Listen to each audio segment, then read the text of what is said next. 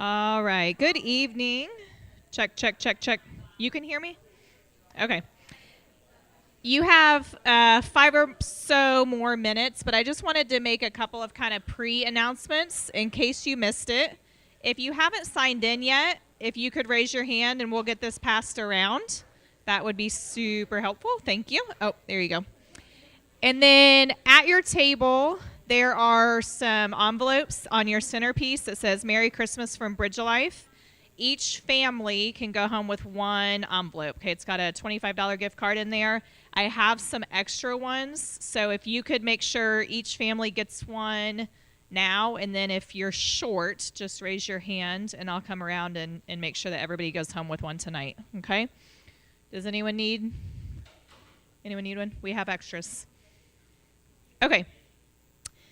And then I'll announce this a couple more times, but starting next month, so January through April, we'll have a venue change. It'll be at River Life Church, which is right off of I-75 and State Route 64.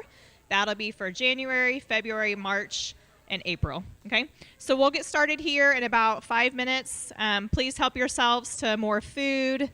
Go do a little bit more shopping. Our goal is to get rid of as much of the stuff that's out there as possible tonight.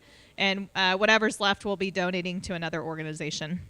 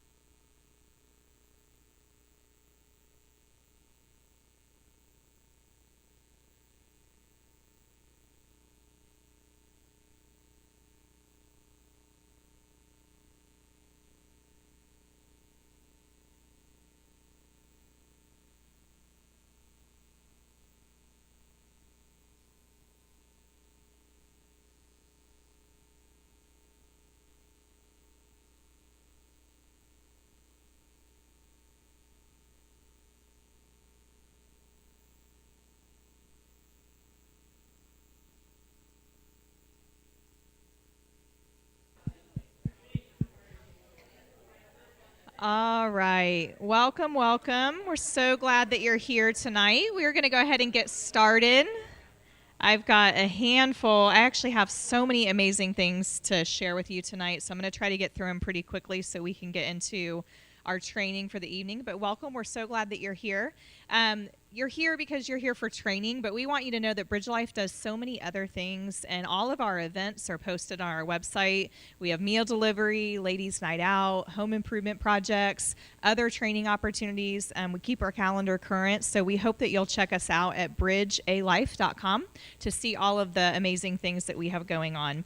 I'm going to send you an email at the end of the night, and so you don't have to remember all this because everything is linked, but I want to fly through it real quickly just so you know about some new initiatives that we have coming up. First of all, we're starting to offer NCI training. It's nonviolent crisis intervention. We talk a lot about de-escalation and playful engagement, how to keep our kids moving in the right direction, keep the train on the tracks. But sometimes we know that we interact with kids and even coworkers or other people in our lives who have escalating and sometimes violent or dangerous behaviors. So we want to be able to address kind of that next level of if you're unable to de-escalate, what are your options? And so we've done a lot of research, and we've decided that nonviolent crisis intervention is the way to go. And we're starting to train families and volunteers in that. And so there's a link in the email that I sent you tonight. If that's something that you're interested in, you can read more about it, and you can let me know. And we'll make sure that you're familiar with some of our upcoming trainings in 2023. We're also partnering with the Pearl Project and All Star Children's Foundation to offer a trust-based relational intervention one-day caregiver training. It's going to be in February. Again, all of that information is linked. You can register there. You can find out more in the email that I'll send later on tonight. Also, our Superhero 5K is coming up. It's a foster care awareness event that we hold at Nathan Benderson Park every February. And if you are a gathering family, which you all are tonight, you'll receive a coupon code in your email that gives your family a discount to be able to go to that event. And then finally, we're really excited to announce that we are helping bring an Isaiah 117 house to our area. If you don't know what that is, you're definitely going to want to learn more about it. Their website is linked. Our local Facebook page is linked. But in short, that transition time from when a child is removed until placement finds a place for that child, that limbo period that sometimes they're in a case manager's office or riding in the back of a vehicle, Isaiah 117 House steps into that transitional space to help make sure that foster care starts in a more nurturing and less traumatizing way for kiddos. And so we're really excited to be able to launch a home here in our area, and we would love you to learn more about that and to consider coming to our kickoff event. Another big announcement that we have is that starting in January, so January through April of 2023, the gathering will start to meet at River Life Church, which is right off of I-75 and State Route 64. So some of you are cheering for that, and some of you are like, no. But we hope to continue to see you there, but we just don't show up here next month. No one will be here. All right. So I'm going to introduce Samantha Haynes, first of all. She is with Flow Massage and Wellness. And as she's coming up, I want to let you know that another move that we've been making is to incorporate nurture groups into the time when your kids are at the gathering with us. So we're training you, we're giving you tools and strategies, and we want you to know that we're helping them with tools and strategies as well. And so we're kind of evolving what that looks like. But tonight, Samantha, after she leaves our time with us, she's going to go into the older classrooms, and she's going to help them to identify, like, when they have big behaviors or they have big feelings, what are some things that they can do to help downregulate, to identify what they're feeling, some of those kinds of things. So we're happy to have you. We feel like the most important thing is that you understand, okay, your kids are going to be learning this. You're going to tell them what their kids are going to be learning, those of you that have the older ones, and that is going to give you some touch points so that as you encounter those things with your kiddos, you can kind of co-teach and piggyback on some of the stuff that Samantha's going to talk about tonight. So, how's everybody doing? So glad to be here, and I'm so excited to work with these kiddos. I was here last week, and Jody and her partner Casey are in my networking group, and I have been working with this book and some kiddos in my life. It's called Emotional Superpowers, and I think it's a really great thing to lead in for the superhero 5K as well. I thought that was kind of cool. So what this is it's really helping your kiddos identify what their emotions are. And so there's different sections now on different emotions, and we're going to focus on very positive emotions when we're here, because we've only got 2 hours with these kids a month, and so we're not trying to open anything up. We're really trying to encourage positive emotions and how to talk about that. And so your question when they're home, when they're having a hard time, is what's blocking you from that? So we're going to be working this week with joy, we're going to be working with confidence, and we're going to be working with play. And so the kids can choose. I have props, I'll show you. So they have their garden of confidence, and they get to journal about it and color about it. And then we're also incorporating some movement with it. It's some yoga poses, but not any dharma with the yoga. It's just really about how to move your body to maybe shake out some of these emotions. And also some of the kiddos will be coming home with an essential oil that kind of relates to the emotions. So we're really focusing on happy stuff. So this week we've got a bottle of wild orange that some of the older kiddos will be coming home with. It's really diluted. It's not going to mess with their eyes or anything, but just to be aware that some of the older kiddos may have one of these in their pocket. But this is something that they can, if they're having a hard time, it's an uplifting thing. So our olfactory can change our emotions and our mood faster than anything. So we're just trying to introduce some different tools that they can use if they're having a hard time expressing things, to do some of these poses, to get down on the floor with them and play, to try and de-escalate a situation. Or, hey, can we take a break for a minute and just breathe and pull this out? And then it can be a place where both of you can kind of come down, sit on the floor. I like to get on their level with them and just have a moment and allow another tool to help you bring down the situation, or just to create some joy. It doesn't always have to be about, conflict. Sometimes we can just start it off with joy and avoid it altogether. So this week, we're going to be working with confidence. We're going to be working with joy. We're going to be working with play. And I just really encourage you, when they're having a hard time, one of my favorite questions is, what's blocking you from getting through this? And so they're going to come home with a little bit about each emotion. So if they come home with one of these packets, please sit down and talk with them a little bit about it. Hopefully they'll pick one every week. We're not going to make it mandatory. It's going to be one of the centers that they can come to and gravitate towards. So, and if you guys have any questions, Jody knows how to get a hold of me too. Thank you so much. So we talk a lot about name it to tame it, right? We know that the brain works better together when we can name what we're feeling so that we can work towards calming it. So what's blocking you, or name it to tame it, that works well. Oh, you have an addendum. There's some things on the table about the way the brain works. It's the different parts of the brain, the emotions that are found in different parts of the brain, and it might give you a little bit of an idea on how to de-escalate a situation, or to keep your kiddo on an even keel. And it might even explain a few things about your own brain. I know when I read it, I was like, oh, it's all of us. Exactly. Thank you so much. So we've been part of a BNI group, and it's been really fun. One of the things that Bridge Life cares so much about is sharing awareness.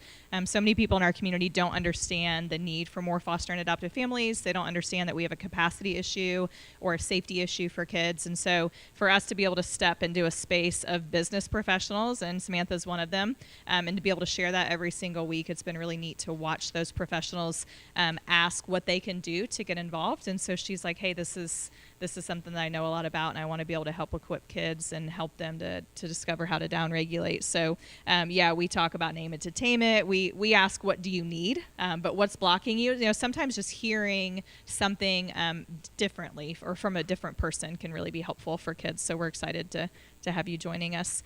Okay, I'm going to introduce now Danielle Hughes with the Child Protection Center. She's going to come up and share with us about a really not fun topic, to be quite honest, but it's a lot of really important information. It's important that we know. It's important that we know how to talk with our kids. It's important that we know what to look out for, but it can be triggering. And so we want to just kind of give you some space maybe at the end of the session tonight.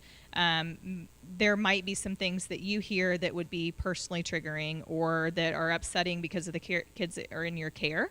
And so be thinking about your own regulation. What are some things that you might need to do tonight if it's an option, tomorrow morning once the kids go to school, in your prayer time, in your journal, however it is that you help yourself to calm and to think through and to name it, to tame it.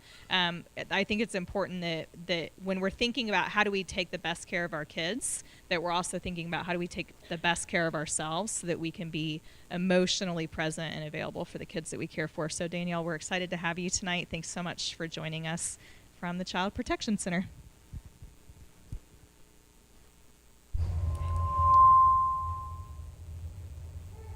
Hello? Got it? Yay! All right. Good evening, everybody. Thank you, Jody, so much for this opportunity. Before I start, does everybody have a handout? Okay, because I have extras. So if anyone needs a handout, please just let me know. I'm going to leave them right here. On the top of the handouts, you're going to see an evaluation. If you wouldn't mind just completing this at the end and letting me know how I did and if I had missed anything. I tend to talk fast. I have 3 pens, so maybe I can share. I can share with each table. Let me know how I did and what I need to change, if there isn't anything I need to change. I appreciate feedback. I love feedback. My name is Danielle Hughes. I am the supervisor of the Sarasota and DeSoto County Child Protection Team. I have been a part of the Child Protection Team for 20 years in January, and I can't even believe it.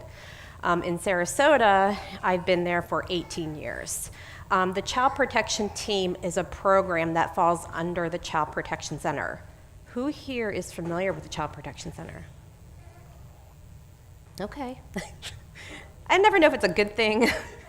You just never know, right? Because we don't really deal with good things and great people. So, but I'm here to talk about the Child Protection Center. I encourage you all, if you'd like to take a tour, please stop by. You're going to have my information at the end of the handouts. You can call me or you can email me. I'd be more than happy to show you around our facility. We have 3 offices. Our main office is in Sarasota, but we also have a satellite office in Northport, and we have one in Arcadia. So that's why we serve Sarasota and DeSoto County. Very fortunate that we're able to hit DeSoto County, because I don't know if anybody's familiar with DeSoto County, but it's a very rural community, and there's not a lot of money there, so we're able to go to where the kids are. Any questions about that? Okay, let me see if I can clip my microphone here, and we'll go ahead and get started. The mission of the Child Protection Center is prevention, intervention, and treatment of child abuse, okay? And so we have 5 core programs that fall underneath each one of those categories. First one, under prevention, we have our personal safety, community awareness, and training program. Okay? The focus of this program is to create a future in which children are empowered and educated. Adults are aware and equipped in our community a safer place for children and families. In the last year, 800 prevention workshops for more than 30,000 people. That's a lot. We have 3 prevention educators. These ladies are busy. But you know what? They're getting the word out there. They're talking about child abuse. They're talking to the schools about personal safety, about the healthy sexual boundaries, things like that. They're talking about internet exposure, right? And exploitation, which is something we're going to talk about here in a few. We live in a very dangerous time, and I'm pretty sure you guys are all familiar with this, right? Social media, internet access, it is I don't want to say destroying because that sounds a bit dramatic, but I think to an extent it can be destroying our kids. with the bullying and just, you have to get so many likes and that makes you this popular. And so there's so many layers to that. And the prevention educators are able to go out and educate the community. Our intervention component, we have 2 programs. The Child Protection Team, that's the program that I supervise, and we have our Supervised Visitation Program. CPT. Under Florida Statute 39303, we're actually in the law, we assist DCF and law enforcement in investigating their cases of child abuse, right? How do we do that? We provide various services. I don't know who is familiar with the Child Protection Center, but we conduct forensic interviews. We do medical assessments, exams, or consultations where we will review medical records to see if the child has been abused. We do social assessments and specialized interviews with parents. We provide court testimony. We also have a clinical psychologist on staff who assesses for mental injury. I don't know if you guys are familiar, but mental injury is, we are assessing more for mental injury than we have in a very long time. Now, I think though, and this is my opinion completely, a lot of times when you have the physical abuse and the sexual abuse and neglect, there is an underlying mental injury there, right? There's usually some underlying mental abuse or mental injury there, so. But we are definitely assessing a lot more kids for mental injury. We provided over intervention services to 860 children in the last year. I don't know if that's good or bad. I mean, I hate to say that. I'm thankful that we're here to help, but I'm also upsetting that we have to be here, right? Our supervised visitation program is exactly as it sounds. The SVP provides courts an opportunity to allow non-custodial parents to maintain contact with their children when a safe, neutral setting is required. We offer a safe place for supervised visits to happen. I gotta tell you, they have that program down to a science. Like the non-offending caretaker comes in one door, the offending caretaker comes in another door, or visitor comes in another door. They have law enforcement on staff at all times. They have cameras in the visit rooms. I mean, they have it down to a T, and I don't know how they do it, but they do it. I'm so glad they do it. And then we have treatment. We have our sexual abuse treatment program and our kid kindness program. Now, while it's called the sexual abuse treatment program, we have to keep it SATP because it's in statute, but we serve other trauma. We will refer other kids who have been physically abused to our sexual abuse treatment program, whether there's like significant neglect. So it's kind of misleading when it's titled the sexual abuse treatment program, and I think that can tend to throw some of our families off, like I'm gonna make a referral to SATP, and they're like, wait a second, my kids weren't sexually abused. Right, it's just a trauma-focused therapy. Kid kindness is a little different.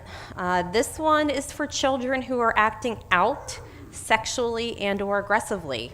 They need a little more structure. They need a little more, I don't want to say discipline, but that behavior needs to stop, right?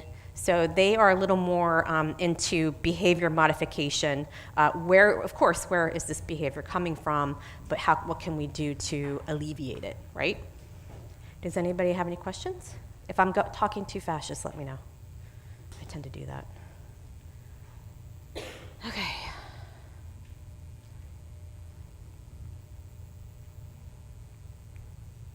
Here we go, statistics. In Florida, we had 32,000 verified victims of abuse. What does that equate to? Every 16 minutes, a child is abused. Now, this was taken from the 2019 Child Maltreatment Report. I do believe that there is updated 2020 and probably 2021 by now, but in 2019, that's every 16 minutes, a child is abused. Why is this happening, right? This should not be happening, but it is. Florida, we used to be the 3rd deadliest state for children, and now we're the 4th. Why are we the deadliest, 4th deadliest? Yes, we are surrounded by water. California, New York, and I believe Texas.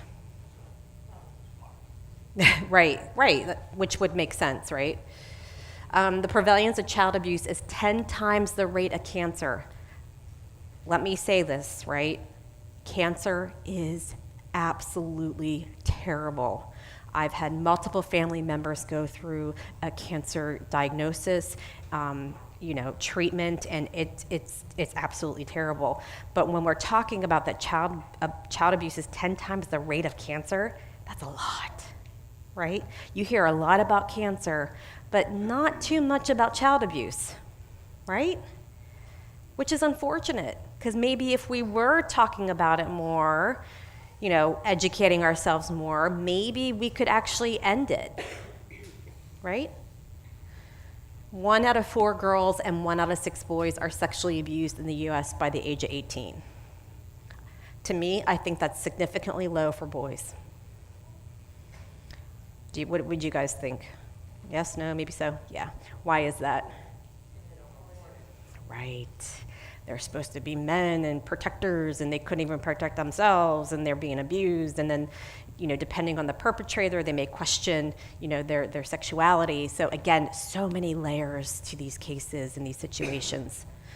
And more than 90% of these children are victimized by somebody they know. I appreciate when families come in and they'll tell us that, well, I educate my children on stranger danger, right? Wonderful. But what does the research tell us? 90-some percent, over 90-some percent, it's someone these kids know and love.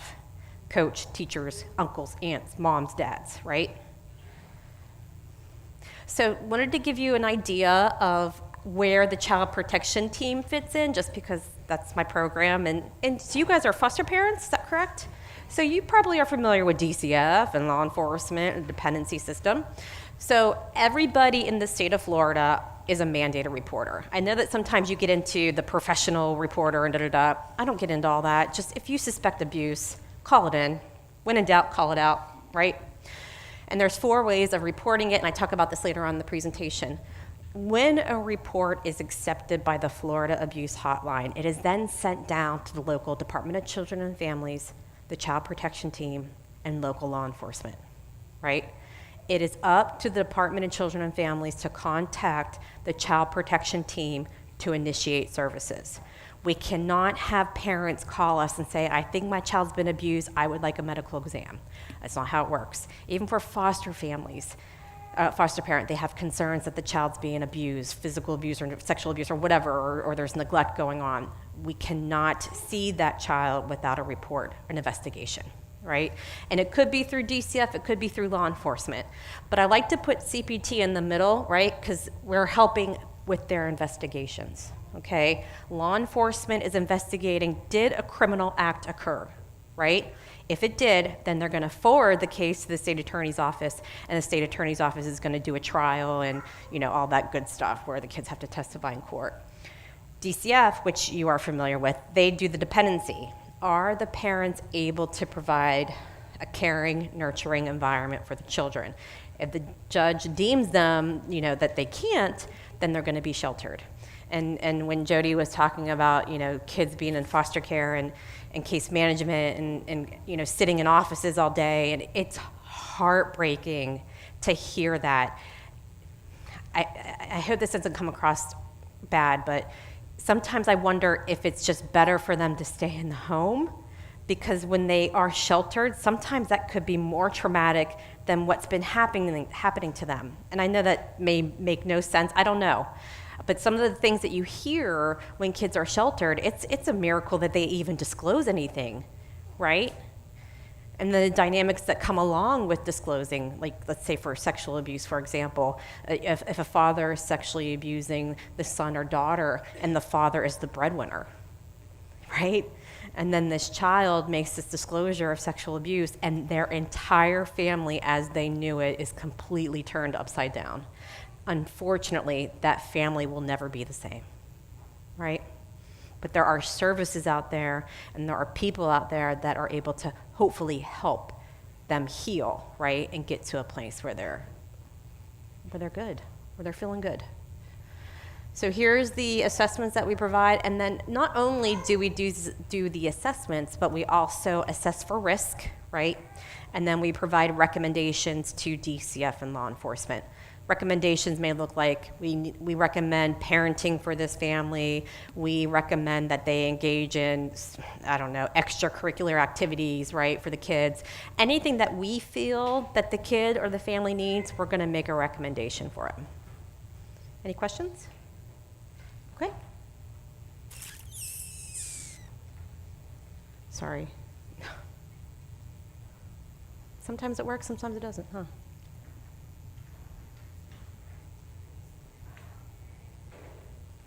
There we go. So this is the part where I'm going to be talking about child sexual abuse. This is not an easy topic at all. It's just a very general overview of what is child sexual abuse. We talk about exploitation, we'll talk about molestation, and we're going to talk about battery. And this is a presentation that I do for law enforcement because, again, you don't come across these cases very often, right? So law enforcement, they need to be educated on how to, what's the law and what can we expect from the children, and then what they need to do moving forward. Does that make sense for law enforcement? Okay. So child sexual abuse involves any sexual activity that involves a minor. This includes anything done by an adult or another child. I don't know how many cases we get of the child on child, right? Like sexual abuse cases. Now, some of that behavior is normal when they're younger, right? You got a 6-year-old boy and a 6-year-old girl, and you have this and I don't have that, and the playing the doctor thing, right? Some of that development is normal sexual development. The problem becomes a problem when you might have a 4 or a 5-year-old and they're inserting objects, right, into their body. They should not know to be able to do that, right? So whenever we're talking with DCF or law enforcement and this child is reportedly performing oral sex on an adult and able to describe it, that's a problem, right? Either the kid has seen it or the kid has been asked to do that, okay? So a significant age difference or developmental differences, and the 3 types of abuse, I kind of mentioned this already. Molestation. Inappropriately touching a child's private parts, such as breast, vagina, groin, inner thighs, penis, buttocks, or any clothes that cover these parts of the body. The personal safety prevention educators, when they go out into the school and talk to the kids, and we're very fortunate that the Sarasota County School Board has approved the curriculum, so we are able to go in the classrooms and educate the kids. But what they'll do is they'll talk to them about parts that are covered by a bikini, right? Or your underwear. Like those are the parts of the body where people aren't supposed to be touching you. And if that happens, what is it that you need to do, right? Encouraging, forcing, or letting the child touch these parts on another person. I believe molestation is a charge that the state attorney can press against a perpetrator, and I believe that it's a 25 minimum to life. I will say that I appreciate Florida. Well, it's crazy. The child sexual abuse laws are pretty significant. If an individual is found of child sexual battery, it's a minimum mandatory life. So they get busted, they're done.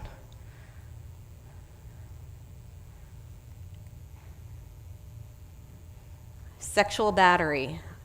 Oral, anal, or vaginal penetration of the child with a sexual organ of another person. Anal, vaginal penetrating the child with an object. However, sexual battery does not apply if this is done for genuine medical purposes. Again, our personal safety prevention educators, they make sure to talk to the kids and tell them that, it's okay for doctors to look at your body. It's okay for mommy and daddy to look at your body. Just really kind of making that, thank you, yes, between what is okay and what's not okay, right? Because there might be instances where a doctor may have to do that. look at the body. I know for us as the child protection team, we will do medical exams or medical assessments on children who have been sexually abused. We're gonna have to look at those parts of the body, right? Now, we're not gonna touch it, we're not gonna put anything there, but we're gonna make sure that it's healthy and safe. A lot of times, you're not gonna have any medical findings of sexual abuse, right? If you guys are familiar, when you bite the inside of your cheek and it sucks because it hurts so bad, that is very similar to the anatomy of the genitals, right? It heals quickly. So like 98% of the time, you're not gonna have any medical findings. So when we do an exam, we do it more for the kids. Your body's okay, right? There's nothing wrong with you, right? Physically. Because it's important for them to know, because they might think there's something wrong with them, right? That something was taken from them. So we're able to kind of reassure them, like, no, you're okay. Your body's okay.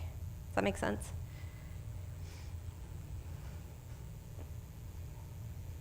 Exploitation, ugh. This bothers me significantly.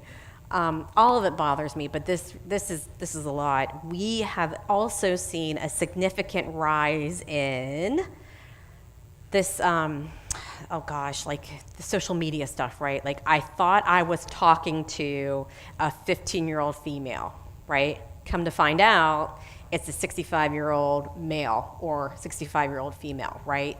So these kids are sharing pictures of their private parts, because they're being asked, because they're thinking they're communicating with one of their peers, and that's not the case. And once that's out there, that's it, it's gone. And kids, I don't think they quite realize the significance of sharing that kind of stuff, because you have these people that are gonna share it with their people, and so on and so on and so on. So it's just a vicious kind of cycle, right? And I get very concerned when we do cases where teens are sharing pictures of their body parts without clothes, right? Essentially, they're distributing child pornography. Now, do they go to court for that? Not usually, but they do need to understand that if you send pictures of your body, even to a friend, that's considered child pornography. Significant. Using the child for arousal, gratification, aggression, degradation, advantage, or profit, exposing private parts, persuading a child to watch pornography or make pornography, intentionally doing anything sexual in front of the child. Do you all have any questions about that? How do you all feel right now? Do we need to take a breath in, breath out? Okay, we're good. Okay, just want to make sure. I love technology, but man, when it doesn't work, when it gets fussy, it gets fussy. Oh, uh-oh. No. Go back. Is that the right one? Oh, okay, good, okay. All right, so some red flag behaviors to look for, right? If in case something were to happen or a child is acting out or discloses to you, right? So, physical pregnancies, 13-year-old should not be pregnant, right? 15-year-old should not be pregnant. Now, I'm not gonna get into this consent and because it's really weird in Florida. Like if you're 16, or I'm sorry, wait, I can't even go into it. But anyway, if a child is pregnant, yeast infections. Now, it's concerning, but a yeast infection does not necessarily mean that a child is being sexually abused. Why is that? Okay, antibiotics, yep. We live in a moist like it's moist here, right? And a lot of times, I will say this, that little girls don't do a very good job of cleaning themselves. So a lot of times they will get yeast infections. That does not mean they're being sexually abused, right? Gonna be just cautious with that.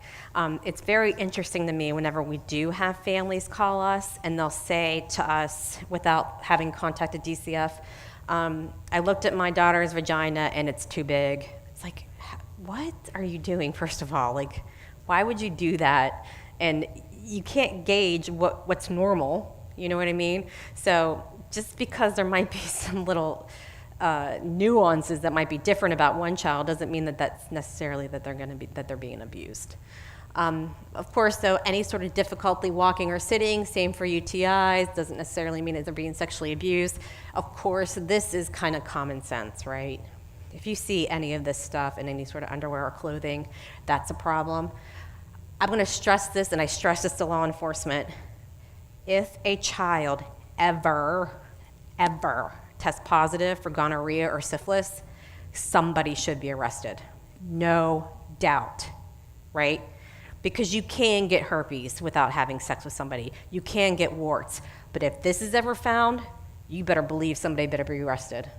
Because there's no way that this child could have gotten this without them being sexually abused. Does that make sense? We had a 2-year-old one time with gonorrhea. It was like, oh, that's huge. I can't remember the case, but you don't forget a 2-year-old that has gonorrhea, right? I can't even tell you if somebody was arrested, but there's just no doubt that something needs to be happening in these cases. Pain, going to the bathroom, itching, blood discharge. 96, like I said, % of the time there are no physical findings of abuse. I think I said 98, but I meant 96, I'm sorry. And that's part of research.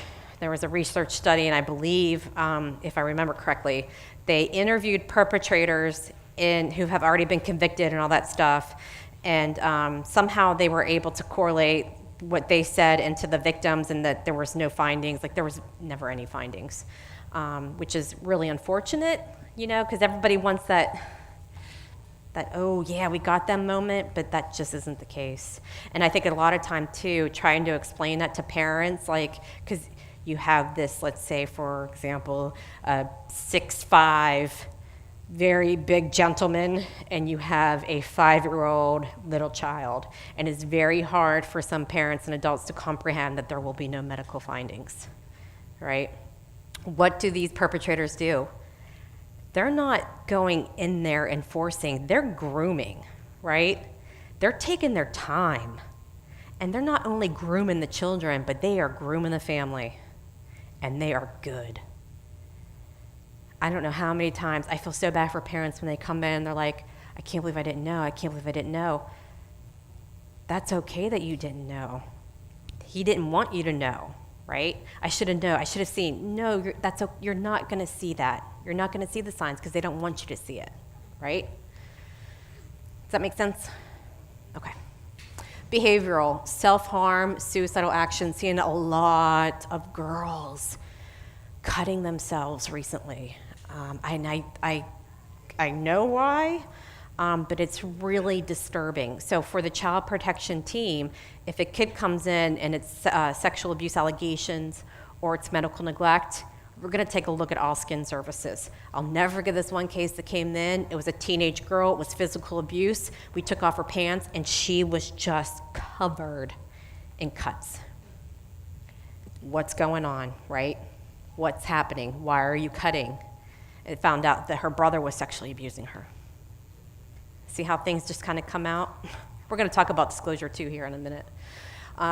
Depression, withdrawal, nightmares, guilt, shame, fear of people, running away. Poor hygiene. Why do we think that some kids will have poor hygiene if they're being sexually abused? Ding, ding. Absolutely. They will gain weight because they don't want to be attractive to their perpetrator, right? Substance abuse, poor school performance, and regression. A lot of this is really kind of common sense, but again, these are just red flags. I don't want people to think that if I have one of these, then the child's being sexually abused, right? Just something to be thinking about, being mindful of. Oh, this pains me. Oh, gosh. Okay. I'm a graduate at Penn State University, and this is very upsetting to me. Anyway, strangers do molest children, right? They do. Absolutely they do. But what's the research say? Most of the time, it's someone the kids know and love, right? At least 93% of the cases, the perpetrators of sexual abuse are known to the child and are often authority figures that the child trusts, right? Again, parent, step-parent, we talked about this. Everybody's familiar with Jerry Sandusky, I'm sure, at this point. Side note, you cannot tell me that Joe Paterno did not know. Thank you. Thank you. He was everybody loved Joe Paterno. Like, he walked on water at Penn State. So to say that he didn't know, but anyway, I digress. Michigan State, everyone familiar with that one? The gymnast. Did you all know that this Nasser, is that his name? He was literally, and please forgive me, this is gonna come out like very blunt, he was literally digitally penetrating them while the parents were in the room. That's how brazen. Digitally penetrating them. He was manipulating, right, to loosen their muscles, right? So he was penetrating them. He was making them orgasm to get that release. Isn't that disgusting? And he did it for years. Years. These people aren't stupid. They put themselves in these positions, right? Jerry Sandusky, high-risk youth, right? No one's going to believe these kids. I'm Jerry Sandusky. I'm a coach at Penn State. Nasser, no one's going to believe these girls. I'm the gymnast coach or whatever he was, and at Michigan State University. So that just goes to show you that it happens all across the board, right? And these are coaches, and they were much loved coaches and very respected coaches, and look what they did. You guys doing okay? Okay, we're getting there. Abusers. Children understand who a stranger is, but they may be caught off guard by advances of someone they know and love, right? Of course. The offender usually manipulates the child into engaging in sexual activity, threats, bribes, aggressive persuasion, and convinces the child that he or she has no choice but to participate, right?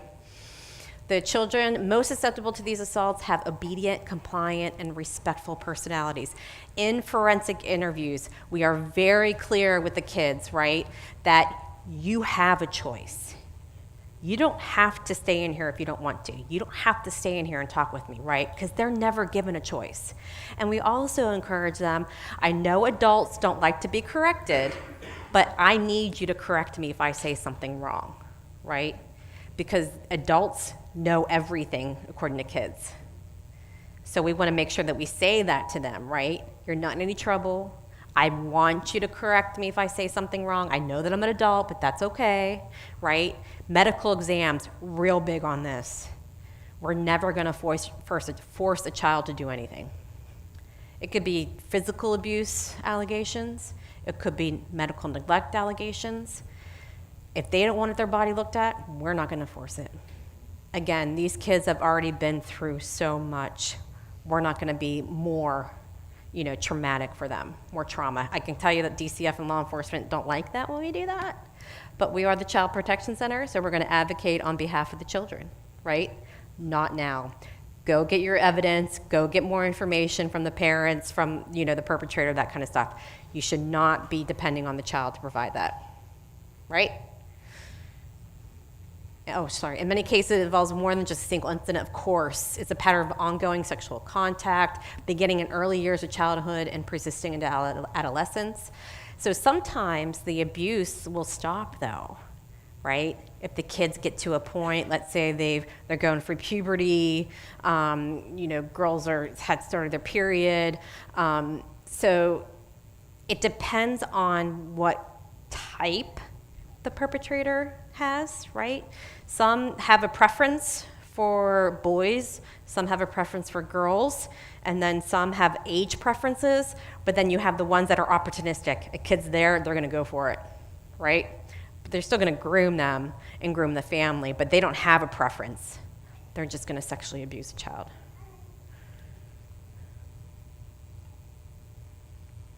Disclosure.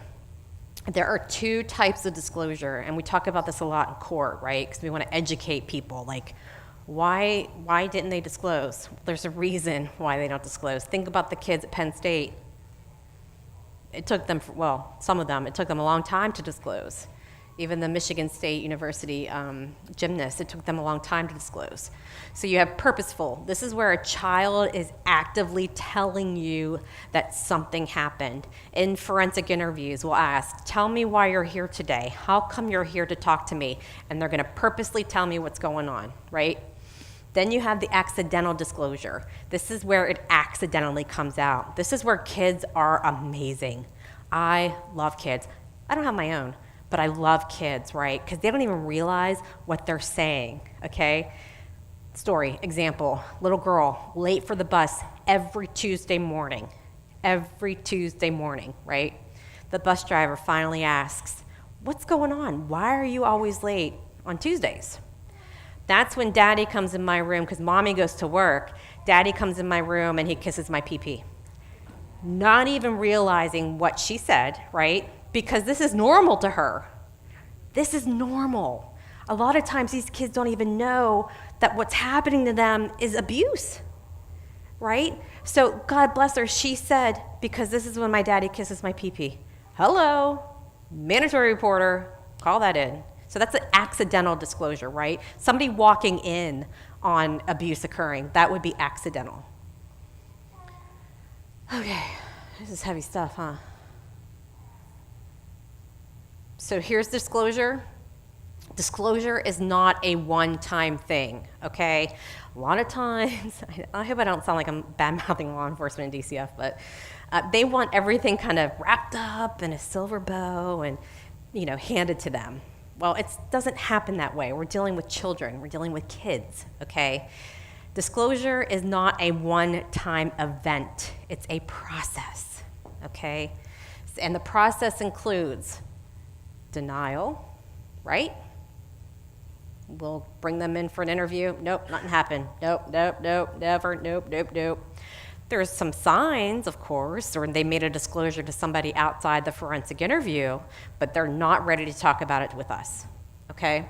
Disclosure, again, active, when they're actively telling you what's happening, and then you have tentative. Tentative, most children, like 78% of the time, the children are in a tentative disclosure. What does that mean? They appear, they'll say, I don't know a lot. They'll say, I don't remember. And what a good thing for us as interviewers is to ask, is it that you don't remember or you don't want to say? And they'll tell you, I don't want to say, or I really don't remember, right? And we'll talk about that here in a few. Recantation, that happens a lot, which can be very frustrating for everybody involved, right? But I'm surprised more kids don't recant, considering what happens when they do disclose, right? I see you shaking your head, you get it. Because, what did I say earlier? Father's the breadwinner, right? Mom doesn't have a job, there might be 5 kids in the home, and everything's been turned upside down, right? I see moms upset because I did that, because I said something, so I'm gonna take it back. And then they reaffirm. Again, yes, this did happen. That's quite interesting in court cases, right? Because these defense attorneys are going to say, well, they disclosed, but then they took it back. So which statement's true? Well, that's up to the jury to decide. I can't tell you. But what I can tell you that in the forensic interview, when they did disclose, they were consistent and they knew knowledge beyond their development, right? They knew sexual knowledge beyond their development. And they shouldn't have known some things. Does that make sense? So one of the 116 children, 72% initially deny, and this was conviction or admission by the AP. This is an old study. It's from 1991, like 30 years ago.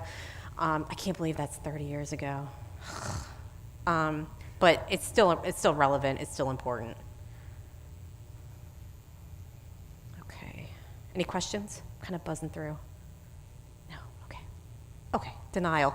I'm not going to read this to you. It's pretty self-explanatory, right?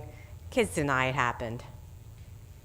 And there's various reasons why kids will deny abuse has happened, right? Denial statements were most commonly made when children were initially questioned by a parent, right? When we do forensic interviews, we will not have a parent in the interview room, we will not have law enforcement in the interview room, and we will not have DCF Why is that the case? What do we know? They don't want to upset mommy or daddy, right? We can't have that in the interview. What does law enforcement do? They arrest people. They're not going to want to talk with law enforcement in the room. We're the neutral party, right? We have no fight, no dog in the fight, right? What does DCF do? They're going to take me away from my mommy and daddy. So that's why we have the children come to us at the Child Protection Center and we do our services there, right? We don't want any outside influences. We need this to be as clean as possible. Does that make sense? Disclosure, talked about this, the 2 phases, again, active, forgetting, distancing, right? They minimize. This is great as a case coordinator when we testify in court and we educate the jurors about this, right? Tentative, because when we do the forensic interview and you watch the interview, you're gonna see some I don't know or I don't remember, and that doesn't mean it didn't happen. If the kid's not consistent, it's just that they're in a tentative disclosure, right? Recant, we talked about this, when they take back what happened. And there's a lot of reasons why kids recant. They have personal, they have familial, and then they have the perpetrator induced, right? Give me some individual recant. Why would a child recant? Personal.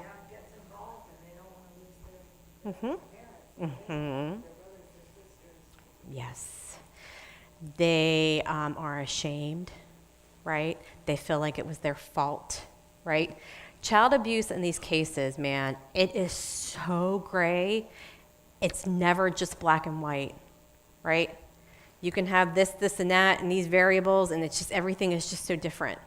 So, pressure from the perpetrator to recant, negative personal consequences, videotaping, right? Retelling parents, the judicial process.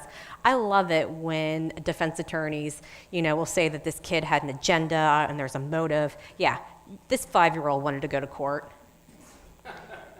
Yeah, this 5-year-old wanted to talk about how daddy came into her room every night and sexually abused her to strangers, because that makes sense, right? I mean, it's absurd. And of course, they're scared of the investigative process, the police and CPS, like she had said, right? DCF's involved, law enforcement's involved. I don't want to get anybody in trouble. And then reaffirm, again, they disclose that it happened, right? And then again, here's the personal, familial, and perpetrator induced. Every child is different. So this is going to look different for every child, right? There could be various reasons. It could be personal and it could be familial. Somebody in their family told them not to say anything, right? Perpetrator, that's when they threaten their parents. They could threaten the animals, right? Their doggies, I'll kill your dog if you don't do this, or I'll hurt your cat if you don't do that. I mean, these people are really sick, right? Whatever they can do, to manipulate these children and the families into doing what they want them to do. Okay, mandatory reporting. Have you guys all been educated on the mandatory reporting component? Okay. I always say, right, when in doubt, call it out. It's not your job as, let's say, foster parents or adoptive parents to do the investigation. Leave that up to DCF, leave that up to law enforcement, leave that up to CPT, right? I would encourage you, though, that if you have a child that discloses to you, work on your facial expressions, okay? Because if you sit there and you have a 5-year-old telling you that, these examples are terrible, but daddy puts his penis in my vagina, 5-year-old wouldn't say it like that, but anyway, you cannot react, right?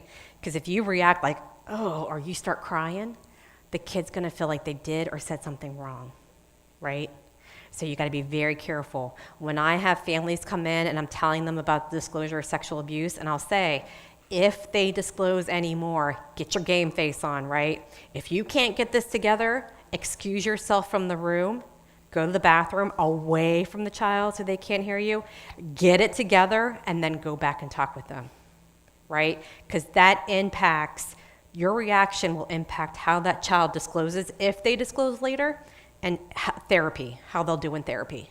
Does that make sense? Whether they'll feel comfortable enough to open up, right? There's a bunch of, I have a bunch of notes on this, but I'm not going to go over it. Hold on here. A person is required to report known or suspected abuse, willfully fails to do so, or knowingly and willfully prevents another child from doing so, commits a felony of the third degree. I believe, and I think this makes sense, was a result of the Penn State people not reporting the abuse when it should have been reported. This wasn't updated to the Florida statute, right? Again, we are such a reactive society. You know, I would really like for us to be a little more proactive. I don't know if we could have been proactive, though, in those cases because those kids weren't disclosing. But we always tend to see things change when something happens. Talked about this. There's the 4 ways to report. Always have as much information as you can, right? It's going to be helpful for the hotline. The counselor will determine if a report will be taken. If taken, it will be sent down to the local investigative offices. Now, have any of you called the hotline? Frustrations with the hotline? Yeah? No? Yeah? Okay. I don't know if this is appropriate or not, but when you call, like, do you know, like, there's some words that you can say, right, that to make them accept the report? You shake your head, so good. Yes, there really are. Like, what does DCF investigate? Safety, right? So whenever I tend to call the hotline, what I'm going to say is there is a concern for the safety and well-being of this child. The mother is doing this, right?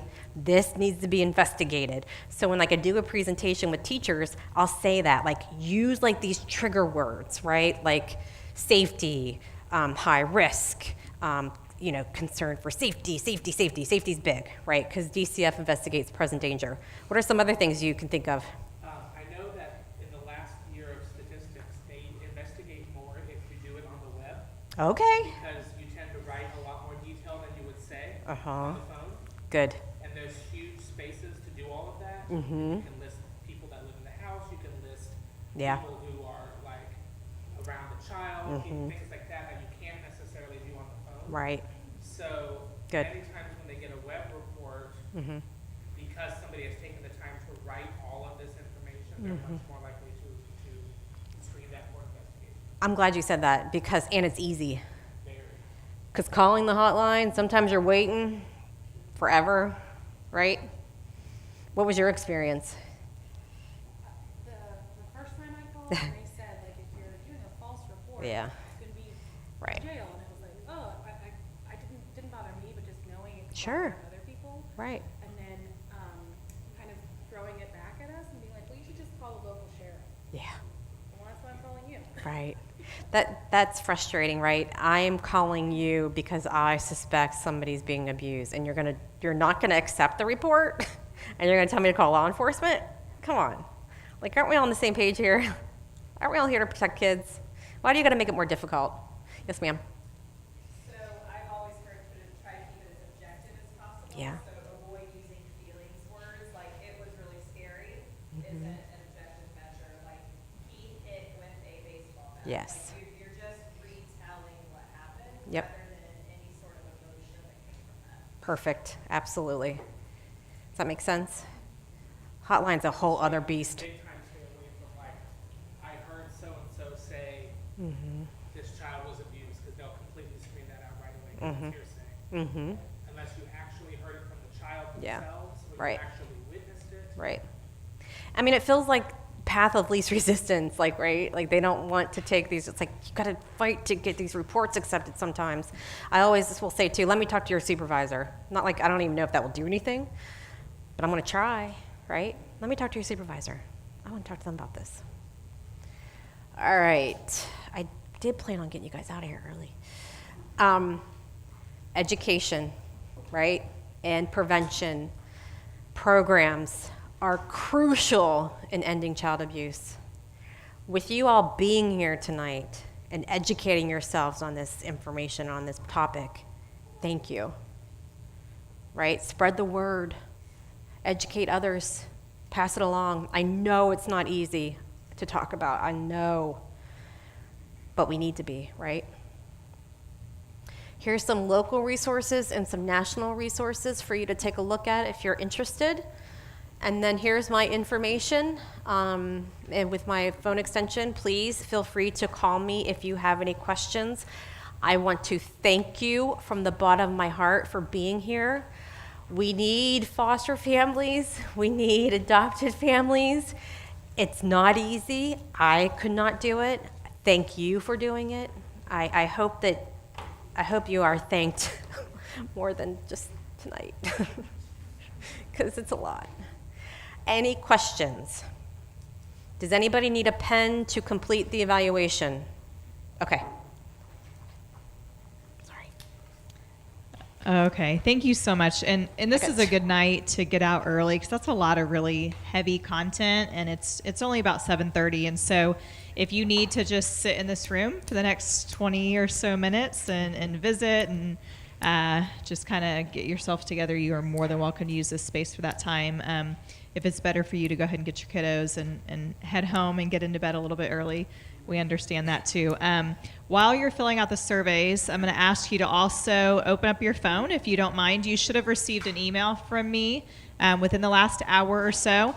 It's got all of the information about all of the amazing programs and opportunities coming up. So we really want you to check that out. There's also a super short 3-question survey that helps us to know whether or not the content that we provided tonight is helpful to you. You took the time out of your night, you got your kids ready, you got here, you fought traffic. We want to make sure that the time that you spent with us is valuable. So we really appreciate your feedback on that survey as well. I'm going to just pray over our group. I feel like that would be pretty appropriate after the last little bit of training that we went through. I'm going to give you guys some time to do those surveys. If you have the time to stack your chairs and the tables, they're all going to go in that closet. So if you have a minute to be able to just either help us stack them against the wall or put them in the closet, that would be amazing. And then your certificates, when you go out this back door, are there on the table to your right. So be sure to pick those up. So let's pray. God, we're thankful for an opportunity just to get together, and this is hard content. It's nothing that we want to hear, but we know that it's real, and that's why we're in this space, is because you've called us to be a family to kids who have gone through just unbelievable trauma. So we ask that you help us to process and to sort through and to get ourselves into a good space. We know that you bring healing. And then from that, God, help us to impact the lives of these kids. Help us to do the right things, to say the right things, to respond in the right ways. Even sometimes when we don't know what those are, we know that you can step in and you can kind of guide us. And so we ask for that. We ask for safety for our kids, that you'd bring the right people to become foster parents and adoptive parents, that you would put the training where it needs to be. Father, that because of the way that you move and work through us, that kids in our community will be safer because of things like tonight. So thank you for the way that you take care of us. Thank you for being a perfect Heavenly Father. In Jesus' name.